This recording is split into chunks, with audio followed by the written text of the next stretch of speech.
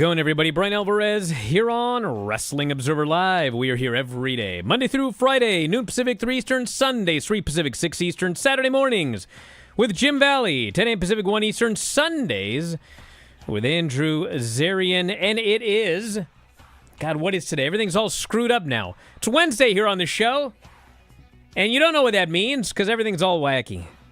Last night was Dynamite.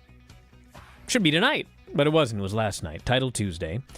And it went kind of head-to-head with the NXT on CW. NXT went 8-10. Dynamite went 9-11. And we got results of both shows. Highs and lows on both shows. So we're going to get as much into it as we can coming up here tonight. And then, full results are on last night's Wrestling Observer Radio with Dave. And Vinny and I will be up Thursday with a full recap as well. Well, we got to talk about that and all the news. This weekend is AEW Wrestle Dream. And we've just added another match. So at this point, we got 1, 2, 3, 4, 5, 6, 7, 8, 9, 10 main card matches and a 0-hour match. And perhaps more to be added for 0 hour as well. But this is from the Tacoma Dome on Saturday. So we'll go over the lineup for that. And then, this coming week, we've got an NXT show. They already have 5 matches announced for the show. A lot of stuff going on involving NXT and Hurricane Milton, which actually is affecting a lot of people, a lot of wrestlers down there, and others as well. So we'll tell you about that. It's not looking good, and we'll give you the update on everything there. Also, we talked last night about Luchasaurus and how he was supposed to have been back in the gym Monday. He is not back in the gym. And Christian last night made a comment about a serious medical issue involving Luchasaurus, which we all knew about. But apparently it's much more serious than we knew. So we'll talk about that as well and plenty more. Back in a moment, Observer Live.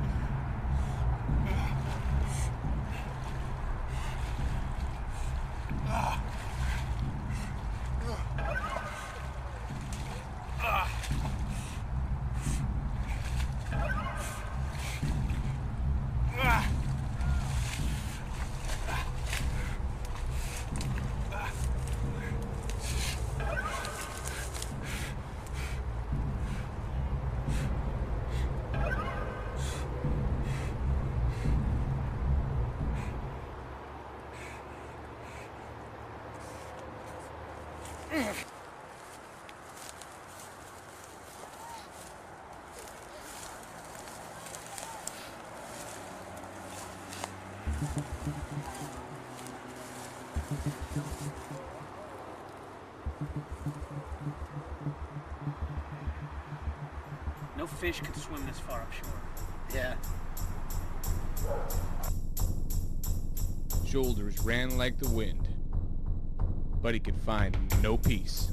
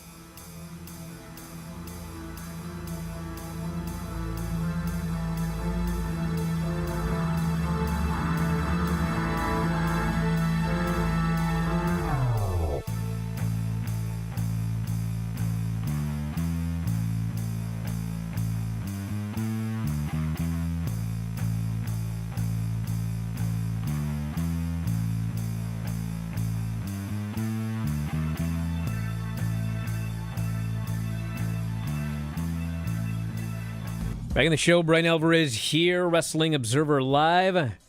Mike Sempervive, also of WrestlingObserver.com. Seems like every day before we get into the frivolity of wrestling, we've got to talk about absolute disasters and terrible news. And Hurricane Milton is the latest. It is on its way, going to make landfall apparently in about 9 hours. And this is likely the first time in 100 years that Tampa's going to get hit. And I mean, they're talking like 15-foot swells. And the mayor yesterday essentially said, if you're in an evacuation zone and you don't get out, it's not that you might die, you will die.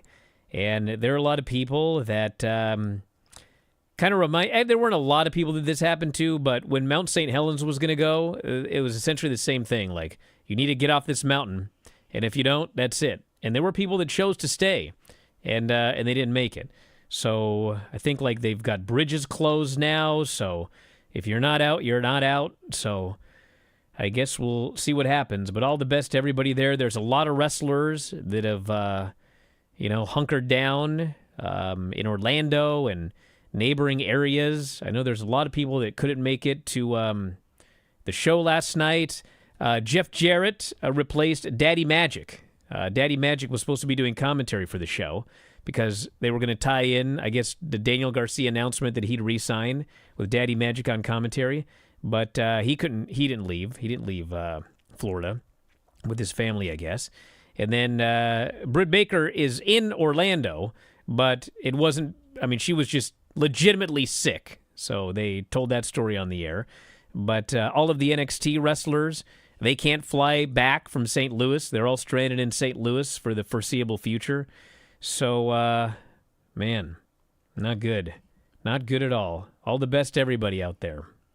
Yeah, so many people, excuse me, and so many wrestlers live in that area. We were in a text before the last hurricane kind of talking about how it used to be so many wrestlers were living in the path of where that hurricane went, because it looked like it could be up as far as Pensacola at first and then down through Tampa, and they kind of pretty much avoided it, but talked about how a lot of wrestlers now live inland because of the Performance Center and because of wanting to be closer to Orlando or being closer to Jacksonville. It's just, this is going right over Tampa to Orlando and then possibly even up as far as Jacksonville, and it's just going to be catastrophic what it looks like. And it's just all the best to everybody, all the best to everybody still recovering from the last hurricane. And then we got this. So yesterday on Observer Radio, Dave was asking what the update was on Luchasaurus. Luchasaurus had he collapsed in his house. Trying to remember all the details. He collapsed in his house a couple of Fridays ago, and I think it was collapsed lungs. Ended up in the hospital. Was on oxygen. I mean, he was in really rough shape. And then I think it was last weekend, the last word I got was that he was doing a lot better, and they were hopeful that he was going to be in the gym this past Monday. I think it was this past Monday. But anyway, that was the latest that I got, and so I assumed yesterday that he was probably back in the gym again. And as it turns out, he is not back in the gym, and he will not be back in the gym for a while, and he's not going to be back wrestling probably for a while, and it's hopefully he will be back wrestling in a while. So apparently there were complications, and I guess he got maybe a flu or something like that, and I guess he had some issue, and I guess they don't know what it is, but maybe he had sleep apnea or something like that. So his immune system, I guess, was compromised. So he ends up getting this flu, and bad oxygen uptake as a result of whatever else turned into pneumonia.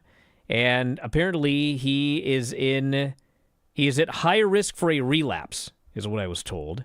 And the big concern is that after all of this, they've been running test after test after test, and apparently there may be permanent damage.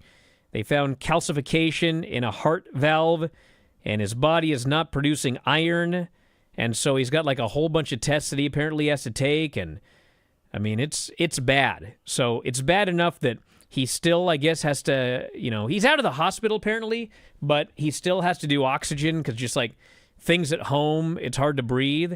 And he's got to go to specialists and like it's a potential, I mean, I don't want to say it's a career-ending issue, but like it could be a career-ending issue. So all the best to Luchasaurus.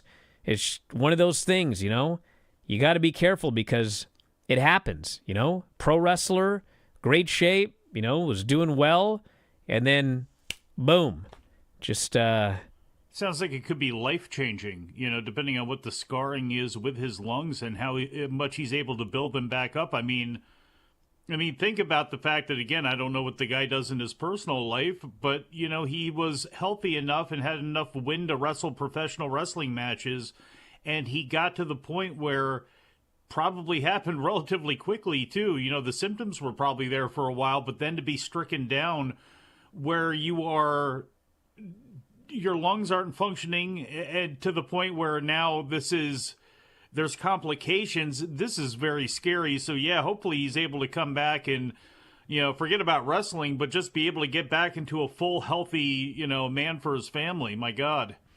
So, yeah, all the best to Luchasaurus, Kill Switch. Hopefully he gets healthy. That's the main thing. I mean, something like this happens. Wrestling's wrestling, but you got to get healthy.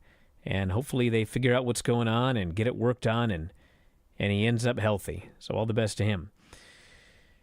So then, I don't know if this is it's just a bizarre story.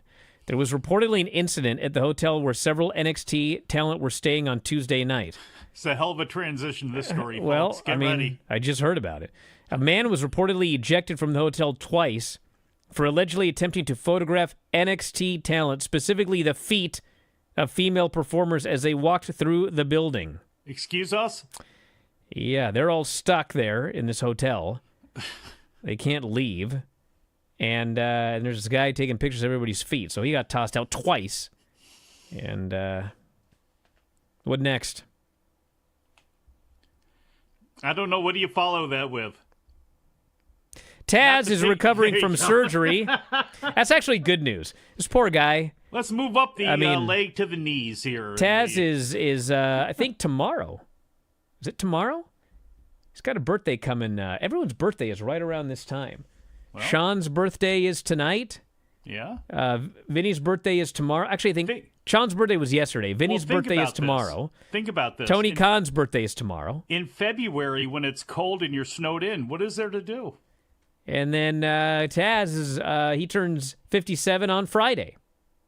But like all I heard was he's 57. He walks around like he's 97, and he's got airports he's got to go through and arenas he's got to go through, and apparently like his wife, and you know how Hook is. Actually, guys, if I say that and you think you don't know how Hook is, you actually do, because if you ever watch AEW, that is a great example.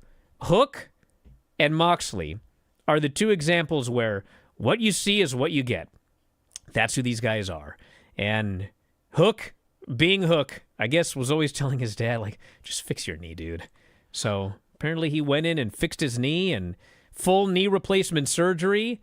And hopefully for his birthday, for his 57th birthday, I hope he will walk around like he's 57 and not 97. So all the best to Taz as well. And well, he won't be able to do that on his 57th birthday. Well, probably not on the actual birthday, but no. He'll get there. And then I don't have an update on Britt Baker except she was sick. Like, sick enough that they wouldn't let her get on the airplane. But I was told it was not something like, she's on death's door or anything, but just like some flu or whatever, and just sick as a dog. So anyway, best wishes to her as well. And we'll try to get into some better news after the break, right? Maybe we can talk about Javon, Observer Live.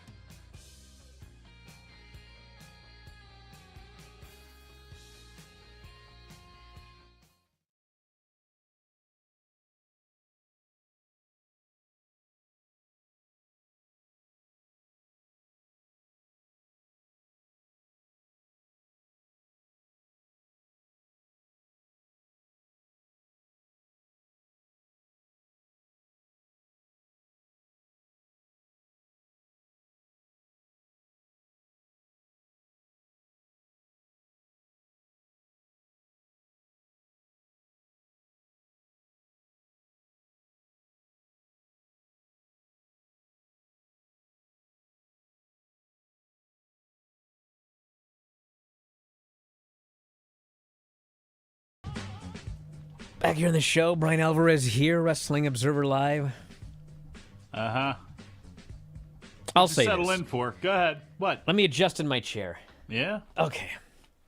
I'll say this, all right?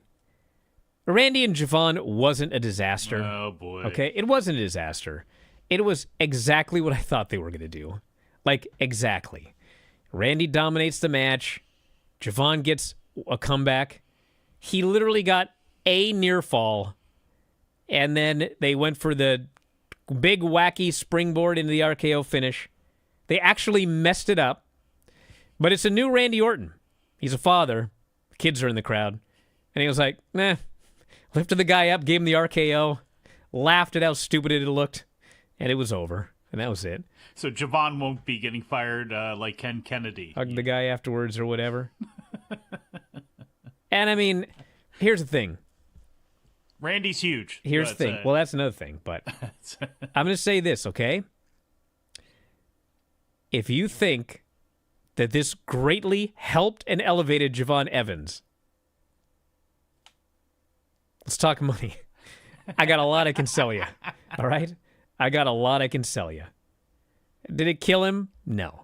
Am I going to hear the same crap I hear after every Javon rap? He's only 20. He'll be fine. Yes, I will hear the same thing. He'll be fine. But you know what actually kind of made me mad? What's that? Okay. I had a booking idea, which they didn't do. Because no one listens to you. We've established that. No, but listen to this. I thought, okay, you want to give Javon the rub. I know they think that the rub is he has a non-competitive match, he gets a near fall, and then he gets RKO'd to death and pinned. Okay? I think that, okay, that's their usual. But you know what would really get the guy over? Is if they do a match for a while. And listen, I said Callis had made people mad. I don't care who it is. Axiom and Nathan Frazier, whoever. Somebody runs in, attacks both guys, and then we get a tag match where Randy teams with Javon Evans, and maybe Randy hits an RKO out of nowhere. This bloke stumbles to a feet, and Javon does a springboard RKO out of nowhere, and Javon pins a guy. I promise you, that would have done far more to get Javon over than what they did. And the irony is this. Earlier on the same show, they had two big stars from the main roster, the women's tag team champions, Bianca Belair and Jade Cargill. And they teamed her with Kalani Jordan. They had a 6-person match. The match was actually really good. And then Bianca and Jade hit a big move, and they go, ba-bam! Kalani goes up top, hits her split-legged moonsault, and Kalani gets the pin, and the frickin' place went nuts. And Kalani celebrates with Bianca and Jade. They're all on the same level. I was like, yeah, that's how you do it. They literally did it on the same show with somebody else. It's like, oh my God, I quit. Who cares? He'll be on the main roster by 40. He'll get his run. He'll all be great and everything like that. God, whatever. Who cares? If they would have did the same sort of thing, you'd be complaining. They did the same no, thing I would not have. on in the show. You think I'm going to complain about them doing my idea twice? Yes. I'd be like, finally. You would complain about the fact that Kalani did it. So you'd be fine with Javon and Randy teaming. You know what else? Kalani's only 25. She'd have been fine, but you did it right with her. Do we have to wait till this bloke's 25 years old? Do we have to wait till I've watched this guy in the CW for 5 years before we pull the trigger on him? 5 years? I don't know, Kalani needed more of a stamp of approval in their eyes, apparently, than Javon did. Javon will be... You know what? You're turning into the guy who's still complaining about Ben Carter signing there for that 4-year deal. It's going to kill his career because he's signing there. I never complained about Ben Carter signing. A lot of people did. I didn't. Does anybody even know If you want to complain about what somebody else complained about, that's fine, but I never did. I'm just bringing it up because that's the person that you sound like. Okay, like that person I don't care if there. you think I sound like someone else. I actually didn't say that. I know So you didn't say I'm fine that, with and that. I'm not accusing you of saying that, so you can stamp your feet over there. I'm just saying, you're right. They're not doing everything, I think, to make Javon Evans as big of a star as they should. It's amazing how this one sticks in your craw to the point where, okay, fine, he'll make it by 40. Come on. Please. Well, you know what? I'll just say this. When he makes it before 40, let me know. I'll wait, okay? I'll wait. Will you still be He's going to be 39, and they'll go, it's 20. Well, let's see. He's 20 how old now. is he? Hold on a second. He's 20 now. It's 2024. So this will be 2044, okay? By 2044, when you're 40, you're going to be like early in life. People are going to be living like 120. So he'll probably be 39 years old, and I'll have this same bloke telling me, hey, he's only 39. He'll be fine. Everything is good. Man, he'll still be on NXT. He'll be the Kenan Thompson, like he is on Saturday Night Live, of NXT at that point. It'll be like him and Sean will be looking both ways in a rocking chair going back and forth, and I guess CM Punk will be down there taking over for Sean, and Javon could still be there, like, just if I can get one more chance. Who'll still be there with him? Probably Fallon Henley. Now, I started off with a negative, but I'm a fair man. And let me tell you something. My favorite thing in NXT in months, and my favorite thing on either show last night, was this freaking Obafemi Tony D match. Oh my God. Dude, it was everything coming together. Like, if you don't watch NXT and you watch the match, it'll be kind of like, all right, yeah, that was pretty cool. Good heat. It was like a good match or whatever. But, like, you got to follow this from the very beginning. Like, you got to like, follow what they've done with Obafemi. Like, this guy is just like, he's unbeatable. He's unbeatable. And he's gigantic, and he just kills everybody, and nobody stands a chance. And then they've got Tony D, and they did this storyline where Tony D faced Obafemi, and Oba broke him. He broke Tony D, just broke his spirit. And Tony D, like, he just gave up, and he walked out, and, like, he was all miserable, and they're trying to find out what's wrong with Tony D, and does he want a rematch? And then Tony finally admits, this big, murderous gangster babyface finally admits, you know what, I'm scared. I can't beat this guy. And the family's like, why are you talking like this? And it ends up with Rizzo. They're doing like the Rocky storyline, and Rizzo's just like, dude, I know you really want this. I know you want to do this. We'll train you.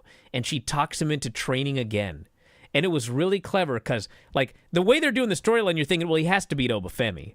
But then it's like, dude, no one's beating Obafemi. This guy's unstoppable. And then they did a thing like a week ago where Tony's, they're kind of going, you know what? Maybe you're going to win, but even if you don't win, man, brother, you gave it your all. And as soon as they said that, I thought, okay, like, this is going to be a cool storyline, and he's going to go on. He's not going to beat Obafemi. So they train him and everything like that, and they're doing this match, and the match is, like, fine. It's okay. There's decent heat or whatever. But then they do a spot where they both tumble outside. This is all from memory, by the way. I don't need my notes. They all tumble outside, and the families, they made a wall, and they're staring down Obafemi. And Obafemi's just laughing at him, and he's laughing at Tony. And he shoves Stax and Luca Crucifino. And in taking a bump, they knock down Rizzo. And Tony's stirring to his feet, and all of a sudden he sees Oba, and he sees Rizzo. And, man, it's on like neck bone. And he just fires up, and he makes the best babyface comeback. And this dude's throwing Oba around, and they're doing all these great near falls. And then, like, his big move is a spine buster. And they go outside, and Oba's going to hit his choke slam through the announce table. But Tony picks him up, and boom, he puts him through the announce table with a spine buster. Place is going nuts. He throws him in the ring. He hits another spine buster. It's like, man, it's now or never, brother. You hit your finish through a table and in the ring. And he covers. 1, 2. Oba kicks out. And it's like, oh, man, this is great. But, like, he ain't beating this guy. And Oba just does he doesn't even just kick out. He kicks out and he does a zombie sit-up. And it's like, oh, well, it was good while it lasted. And he freaking grabs Tony by the throat, and he goes for his big choke slam, and Tony sunset flips down his back, jackknife cradle, 1, 2, 3. This building blew up. And Tony's like, he does the big, like, it's not like a pro wrestling thing. He's like, God, he just is so excited that he got this guy. Dude, this was awesome. Absolutely freaking great. The best thing I've seen at NXT in months. God, it was so good. But you have to you have to dedicate yourself to the whole thing for it to be as great as it was. And I suffered through dedicating myself to the whole thing. Because I had to watch, you know the rest. But man, this was great. Absolutely great. I don't want to hear one bad thing about this, or that's fighting words. Mike? You wouldn't get within 10 feet of me, buddy. That's for sure. That's right. I couldn't beat you up unless I got close. No, you couldn't. I can't just go. But I know what I could do to you. I know what I could do to you. And I tell you what, there's a lot Tell of me people... something stupid about Spokane? What else? Oh, Hit me yes. with it. Oh, believe me, you'll be hit with it. Tony D, how this thing started with him going after the North American title, and you remember how convoluted things were coming out of the deal with the No Quarter Catch crew. I can't believe they were able to take this where they did. I thought it was going to be so goofy at times with them in the restaurant, all that sort of stuff. But you know what? With how the thing paid off, I think it's great. And now he's always got one thing over this monster Obafemi. He's got to win. Loved it. Back in a moment, Observer Live.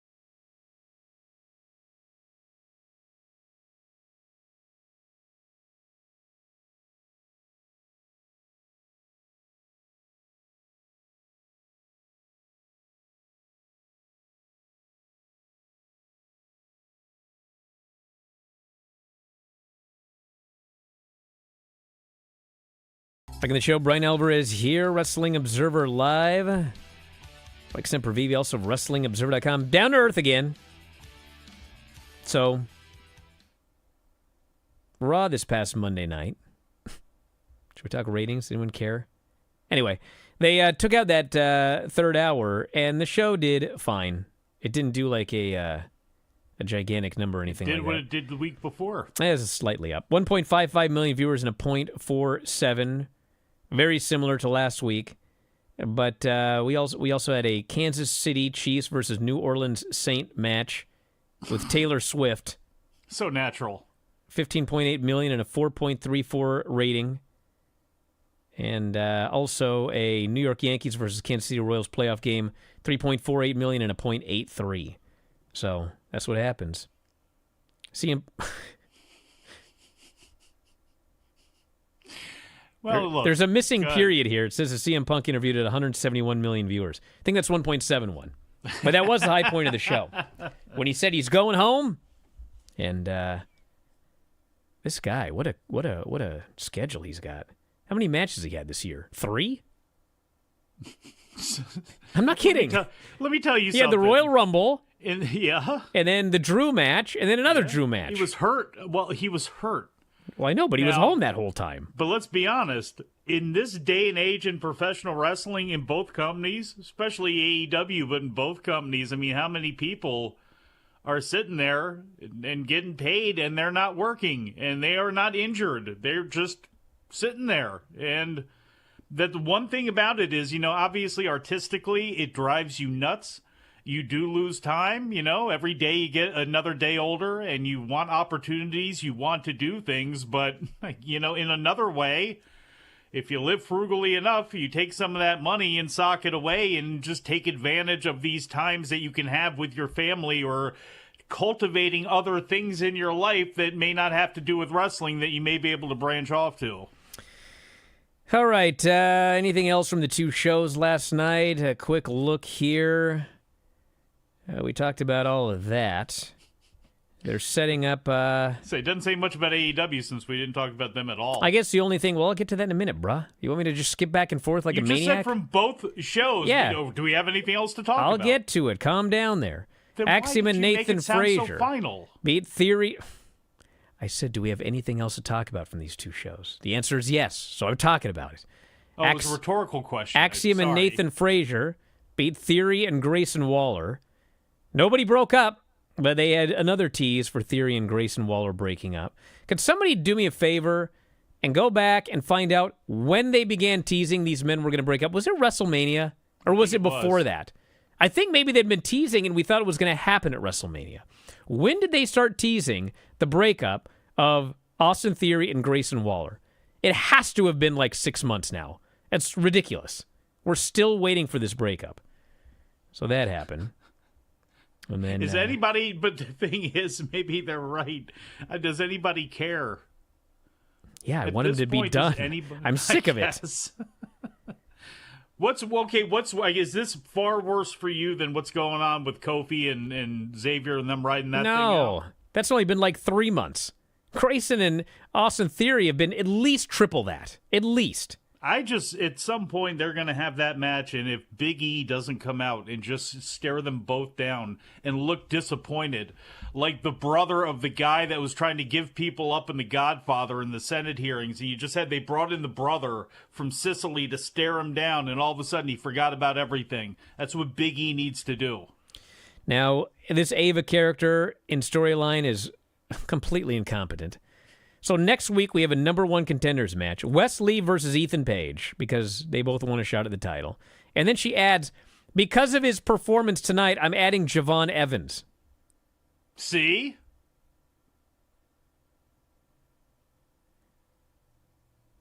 How about Obafemi, who had a significantly more impressive performance, who also lost, but who's basically undefeated otherwise, unlike Javon. Maybe he turned an ankle. You don't know. Well, that was stupid. And then we've got Stephanie Vacura and Ren Sinclair. Tony D celebrates his title win. Nikita Lyons has returned. She'll face Lola Vice. She returned in a backstage interview segment with Lola. That's her big return.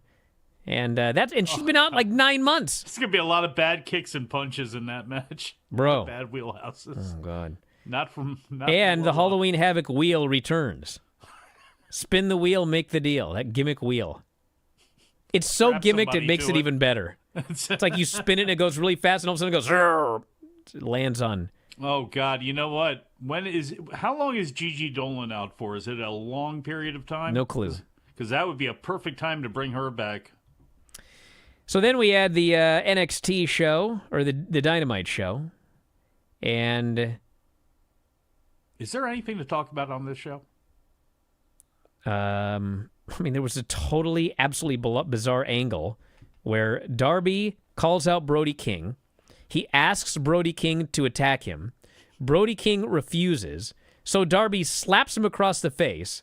So then Brody hits him, and then Darby assaults him with a boulder. You're an idiot. And I looked it up, by the way, and it is a boulder. 10.1 inches in diameter. That was for sure a boulder. No, when people think about boulders, they think about the Flintstones. I don't It's not care like what they this think massive about. Boulder. It was a rock, folks. It was a big rock just old as big in his boulder. hand. It was the same rock he beat on the cars with last week. I'll put it this way. It was as big as Mike's brain. So how big was that rock, Mike? I'll tell you, it was a boulder. But it doesn't matter what he hit him with. The fact is, the babyface came out, dared the heel to just attack him. The heel goes, "I'm not going to attack you, brother." So the babyface slaps him. Well, now the heel retaliates. And so because he retaliated, the babyface starts hitting him with a freaking rock. That was weird, dude. Yeah, well, That was weird. you're right. There's a lot of emotion on this show because in 10 minutes, we had 3 interviews. That was the first 10 minutes of the show was 3 interviews, 2 of which were about things from the past and trying to save someone by putting them in a dark place and then possibly killing them or maiming them because Jon Moxley had a cold open to the show with theme music and theme lighting, talking about how he's going to drag Bryan Danielson into this dark place so he can eventually bring out the best in him so he can kill him and let him go. And that's what Brody King and Darby were basically talking about here too, or Darby and Brody King were talking about here too. So a lot of emotion on this show. There's always a lot of darkness. There's a lot of fathers with Christian. We have Chris Jericho invoking Jay Briscoe so Mark can cut a promo serious about their match, and I'm looking forward to their match, to be honest. 2 old pros going at it. I look forward to seeing what they're going to do, but how they build up to a lot of this stuff, there is a dark element that's really over a lot of it. We had an angle where Don Callis traded Roosh for Lance Archer. So Jake the Snake Roberts is the new head of La Facción Ingobernables. Is that a Mexico thing? Does Roosh still work AAA where Jake could go down and Callis? Like, seriously. I don't know. I Because don't think he's going back there. There's a lot of heat. Okay, well, that's the only way that would even think about making sense to me. Jake Roberts shouldn't be on TV, period, point blank. Well, I'm the sorry. reason is, they had to do something, and Roosh obviously wanted to be with LFI, and not the Callis family, would be my guess. And then, they had to do something, so Archer's not doing anything with Jake. Callis, I'm sure, wants a big killer. They don't do nothing with Lance Archer, so it's all fine. It's just silly. We had Hologram and Commander, which was what I've been asking for. Give me one random lucha match on the show every week. I don't care who's in it. I don't care what it's about. Just flip and fly. Fans, this was the most heated thing on the show, was this match by the end. They loved it. And we had Daniel Garcia announcing that he's back. He's back. He re-signed and announced it in front of 1,700 people in Spokane.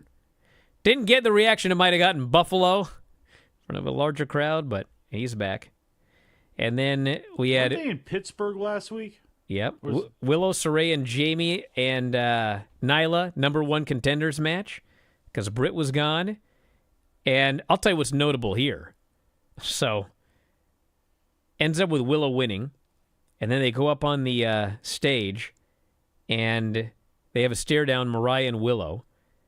And Mariah tries to slap her, but Willow grabs her wrist to stop the slap, and frickin' Mariah May goes, and she headbutted Willow so hard right in the face, and she immediately grabs her own head, and Willow grabs her own face. She starts streaming blood.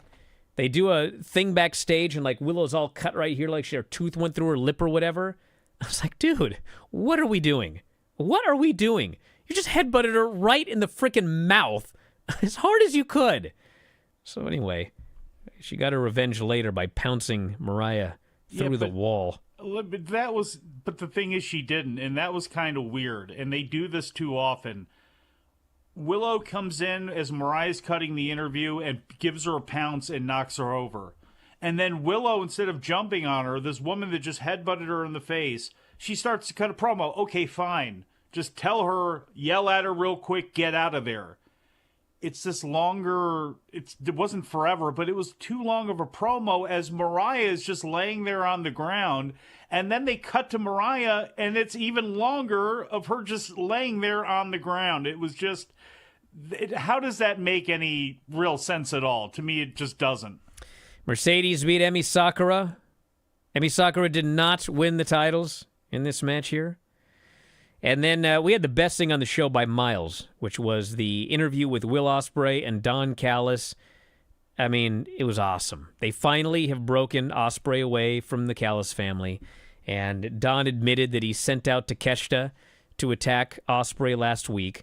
Osprey cuts a promo on him, ends up getting attacked by Takeshita. They end up having... Don actually took a bump. That's the most newsworthy thing. And then finally Kyle comes out, and Don wants him to screwdriver Osprey. He won't do it.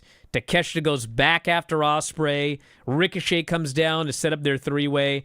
I mean, you got to watch the whole segment, but it was great. This was great. Tons of heat, and by far the best thing on the show. Can somebody get some sort of message to Callis from me?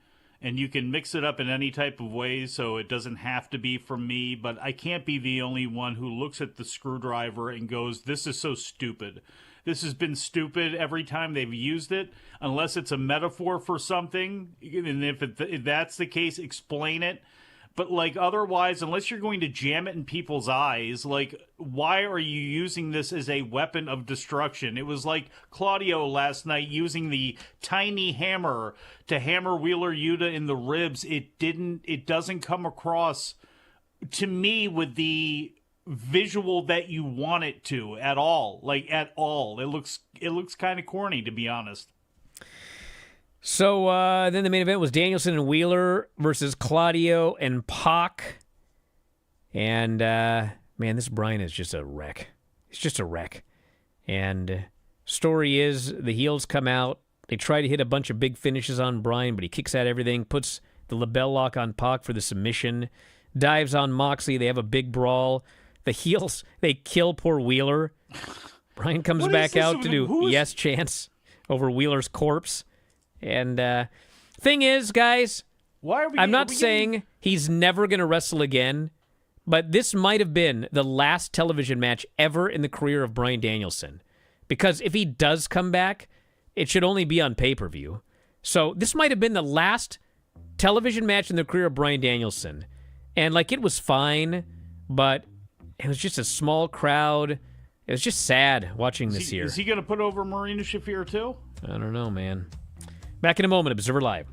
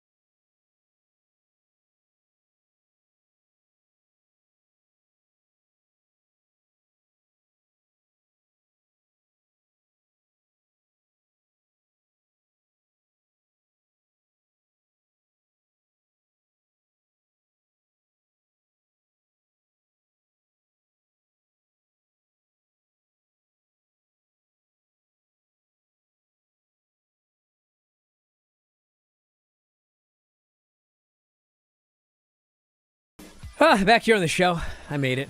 Wrestling Observer Live? Yes, Wrestling Observer Live. No Lance Storm show today. We're going to try and do it later on this week or get him on Observer Live. But we do have a bunch of stuff coming up over the next few days. Tonight's the Brian and Vinny and Granny and Craig show, celebrating Sean and Vinny's birthdays, as well as watching an old NWA Mid-South and talking to Granny. And that's going to be at 8:30 Pacific, 11:30 Eastern. Got to start a half hour late here today. I forgot what day it was. I have to teach jiu-jitsu, so I'll be back for 8:30 instead of 8. And then tomorrow, now you know, Mike, you're on your own. I have to chaperone a field trip. We're going to go see Cat Kid Comic Club, apparently, in Seattle. Hopefully it's good. Not some dumb play. Kid Comic Club? Yeah, get with the program, brother. Don't be old. So that'll be Mike tomorrow. No, I don't want to be that young, buddy. And also Brian and Vinny tomorrow talking AEW and NXT. And also Thursday we got another After Dark Radio. Lloyd Arbach is going to be on the show, and he's a world-recognized paranormal authority and parapsychologist. 45 years experiencing and investigating the paranormal, and 43 years teaching courses parapsychology. So that'll be the next 2 weeks on After Dark Radio, which you can only listen to with a subscription at any of our basic sites. WrestlingObserver.com, F4WOnline.com/Spotify for Spotify, F4WOnline.com/Apple for Apple Podcasts, and YouTube, F4WOnline.com/YouTube. So check it out. It's the best show on the site. We'll talk to you next time. Wrestling Observer Live.